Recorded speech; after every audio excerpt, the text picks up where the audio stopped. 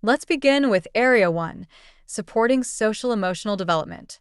This section highlights the essential skills infant-toddler educators need to foster healthy social and emotional growth in young children.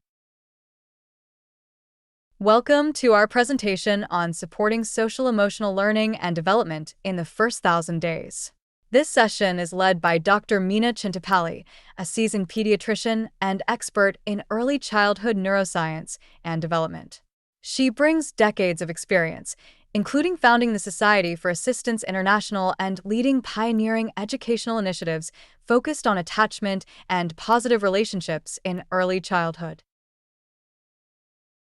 Let's take a moment to reflect on your daily interactions with children by asking yourself 3 key questions about your interests, skills, and what you look forward to.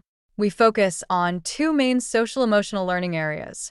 First, building warm relationships by understanding infants' learning capacities, applying nurturing strategies, and embracing diversity and special needs. Second, responsive caregiving, recognizing children's needs for consistent care, understanding adult behaviors, and expanding skills to provide responsive care for all children, including those with special needs. This slide outlines the key sections and core concepts of our course. We begin with the critical role of interactions and the course structure. Next, we focus on children, emphasizing early development and the interconnected developmental areas. Then, we highlight the importance of educators in supporting brain development and teaching beliefs. Finally, we consider diversity, inclusion, and support for vulnerable and multilingual children. Welcome and thank you for joining us. Today, we'll explore how to build warm, positive, and nurturing relationships, focusing on supporting social and emotional development in infants and toddlers. This slide highlights the importance of social-emotional learning, or SEL, as the foundation for all learning and positive development in newborns. It emphasizes well-developed emotional brains at birth and breaks SEL down into critical subareas like building nurturing relationships and providing consistent caregiving. These elements build lifelong self-confidence and foster teamwork, unity, and community-focused values that contribute to preventing violence and promoting social harmony. Let's begin by reflecting on what you're eager to explore and learn, which skills you'd like to develop, and what you're most excited about moving forward. Then, consider your recent conversations. What made you feel truly heard? What cues did you pick up from the other person to understand their openness in sharing? Finally, think about the flow of your dialogue, how you and the other person took turns, even in small gestures like nodding. This slide outlines key strategies for building warm, positive, and nurturing relationships with children. It emphasizes showing affection through smiles and empathy, engaging in nonverbal affirmations while respecting cultural differences, and using gentle touch to communicate support. It also highlights the importance of using children's names, giving positive feedback, maintaining appropriate proximity and eye contact, participating in children's activities, and matching enthusiasm to each child's mood. Finally, it stresses supporting children's independence while being ready to assist when needed. At the core of excellent infant and toddler care is the strong bond between the primary caregiver and the child. This relationship is vital for delivering high-quality education and support during these early years. Social-emotional development involves how children experience, express, and manage their emotions. It also includes their ability to form positive, rewarding relationships and their understanding of themselves and others. These strong, positive connections help children build trust, empathy, compassion, and a clear sense of right and wrong. During the first year, babies form secure attachments by learning who they are based on how they are treated. Key milestones include reading and responding to adult cues, using simple gestures, forming close bonds with particular adults, expressing distress when separated from primary caregivers, and influencing those around them. Between 12 and 24 months, children reach important social and emotional milestones. They engage in back-and-forth interactions, start taking turns, and become more independent. They recognize themselves in mirrors or pictures and begin to cooperate by helping with simple tasks. At this stage, toddlers respond to simple commands and may show a wide range of emotions, including frustration if things don't go their way.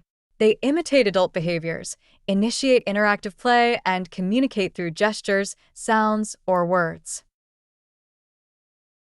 Between the ages of 2 and 3, children start to see themselves as separate individuals and become aware of gender differences.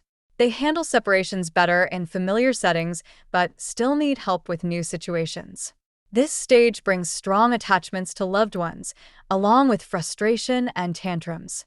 Kids begin to enjoy a wider social circle, follow simple rules, and play both simple and cooperative games. They also start communicating about their feelings and ideas and become more independent in completing tasks. Sharing materials with others is another key milestone. Let's take a moment to watch a brief video that will illustrate the key concepts we've been discussing. This slide highlights how relationships form the foundation for infant development. The interaction between caregivers and children, like a dance, involves rhythms of need and response that support key areas such as emotional, physical, cognitive, and language growth. Let's begin by focusing our attention on children and the critical early connections that shape their lives. This slide reminds us that the joy of movement and connection starts from the very beginning. Whether a newborn or a toddler, children naturally engage through physical interaction with the people who care for them. Let's start with a brief video to set the stage for our discussion. Let's focus on engaging our senses in this activity. It's all about using what we see, hear, touch, and feel to explore and learn. This hands-on approach helps deepen understanding and connection. Welcome to our presentation. Let's dive in and explore the key insights we have prepared for you today. Children naturally use the abilities they already have to form connections with the people around them. It's a fundamental part of their growth and learning process. As we move forward, consider using simple memory nudges to stay aware of children's cues, especially during busy parts of the day. These gentle reminders can help you stay connected and responsive. Let's shift our attention to educators, exploring their vital role and how we can better support their efforts in fostering early development. In this activity, you'll reflect on and discuss the critical competencies SE1 skill statements. We'll explore how these skills support building warm, positive, and nurturing relationships with infants and toddlers. This slide outlines key practices for responding to children's needs effectively. It emphasizes staying aware of their needs, observing their cues, and waiting for their responses before acting. It also highlights the importance of recognizing signs of fatigue or overstimulation, respecting a child's attempt to disengage, and tailoring support to each child's unique preferences. This slide highlights the importance of relationships in infant-toddler programs. It uses dance as a metaphor for adult-child interactions, emphasizing that children eagerly engage as partners. Infants rely on their sensory abilities to connect, and educators need to be attuned to the cues children give in order to effectively respond and support those connections. This slide highlights key points about engaging educators. Children are naturally equipped to learn through implicit means and rely on interactions to form mental models. Educator behavior should encourage positive engagement. Synchrony, or being in tune with the child, plays a vital role, as does understanding the child's temperament to align effectively.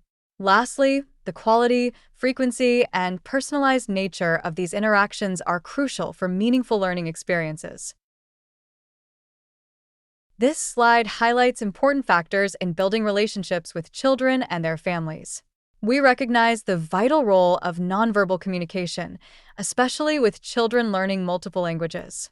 It also addresses how disabilities, prematurity, or chemical dependence can affect relationship building. Consistency in the parent-child relationship is crucial for a child's ability to connect with educators. Lastly, maintaining a positive attitude toward parents and respecting family culture supports stronger connections. This slide emphasizes the importance of expressing warmth and affection toward children through smiling, laughing, and showing empathy, especially when they are upset. Nonverbal cues are key to building trust and emotional connections with infants and toddlers. By responding sensitively to a child's feelings, we create positive, supportive relationships. This slide highlights the importance of using nonverbal positive affirmations with children. Simple gestures like nodding or changing your tone can build trust and strengthen relationships. It's also vital to respect cultural differences in how warmth and encouragement are expressed. This slide highlights the importance of using gentle, nurturing touch to provide emotional support to infants and toddlers. Caregivers are encouraged to use caring physical contact, including skin-to-skin touch, to help babies feel secure and supported. Using children's names when communicating helps make messages personal and meaningful. This approach helps young children feel respected and affirmed, which strengthens their sense of connection. This activity focuses on making positive comments about children and their activities. Recognizing children's identity and value by crediting their actions helps build their sense of worth and accomplishment. This slide highlights the importance of sitting close to children based on their age. Younger children rely on adults as anchors while exploring, and close proximity from caregivers signals interest, availability, and support. This strengthens the nurturing relationship and helps children feel secure as they grow and explore more independently. This slide highlights the importance of making eye contact with children when culturally appropriate and engaging with them at their eye level. Eye contact across many cultures symbolizes respect and acknowledgement, and young children naturally use it to capture attention, like when babies pull your face to connect during feeding. This slide highlights the importance of caregivers showing interest in a child's play. By joining in or commenting appropriately, caregivers communicate that the child's actions are valuable. This shared experience not only validates the child but also deepens the bond between caregiver and child. This slide highlights the importance of matching your tone of voice, facial expressions, and enthusiasm to each child. When teachers respond to a child's emotional state, it validates their feelings and shows empathy. This slide highlights the importance of supporting a child's independence by encouraging self-initiated exploration. Adults nurture this by being present and ready to assist when the child signals a need, fostering both confidence and autonomy.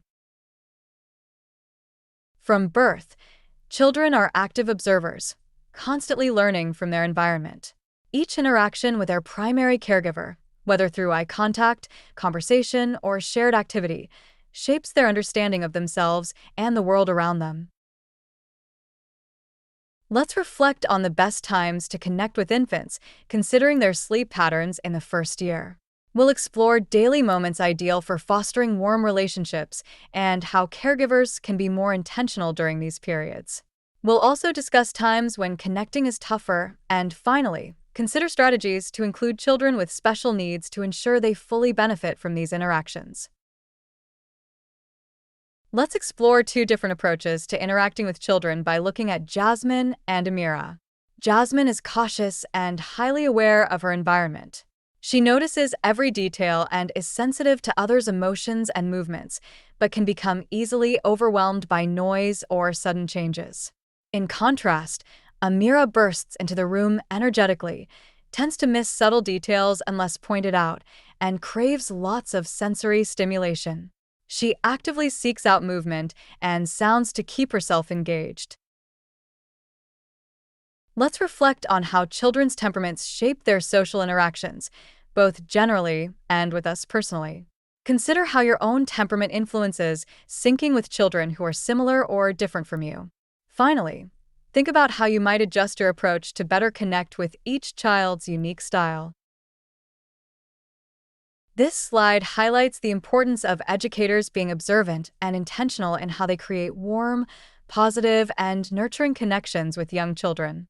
By focusing on the quality, frequency, and individual needs in these interactions, educators help build a strong foundation for healthy development. Consider ways to build these warm relationships and identify positive educator behaviors that support this goal. Now, let's focus on how to put these concepts into daily practice. This activity encourages applying what you've learned in real-life settings to make a meaningful impact every day. Let's take a moment to reflect on how to use the skills and strategies we've discussed to foster positive relationships. Think about which strategies resonate with you, how your temperament influences your care, and ways to overcome personal challenges. Consider syncing with a child's different temperament and identify changes or strategies you can adopt for your own growth. In this example, Sabina supports Julieta, a 4-month-old infant, during playtime by staying close and offering comfort when loud noises occur. She calmly explains the situation and provides physical reassurance, helping Julieta feel secure and understand her environment. This slide introduces the concept of self-regulation in young children. It highlights how children express and manage their emotions, often requiring support from caregivers to navigate their feelings and behaviors effectively. Let's now turn our attention to some additional considerations that are important to keep in mind as we move forward. When considering developmental factors, it's important to take into account home language, any disabilities or developmental delays, and conditions like prematurity or chemical dependence that might affect a child's progress. This slide reminds us that a child's behavior can stem from many different causes. It's important to approach understanding behavior with caution, humility, and curiosity, rather than assuming we know the reasons for it. Let's reflect for a moment. Think about one statement you found insightful regarding young children from high-need populations. Next, consider a key responsibility or strategy for educators that resonates with you or that you want to apply in your practice. Finally, if a particular child came to mind while reading, identify one way you can better support them and what kind of support you might need to do that effectively. Missteps are a natural part of even the happiest, healthiest mother-child relationships. Research shows mismatches in mood or expectations occur frequently, about 70% of the time. These are normal and expected. Let's take a moment to wrap up our discussion and highlight the key takeaways from today's session. Let's take a moment to reflect on what we've learned and consider the next steps for moving forward effectively. Thank you for joining us today. If you have any questions or need further information, please reach out to the 023 Professional Development and Workforce Innovations Department. We're here to support you.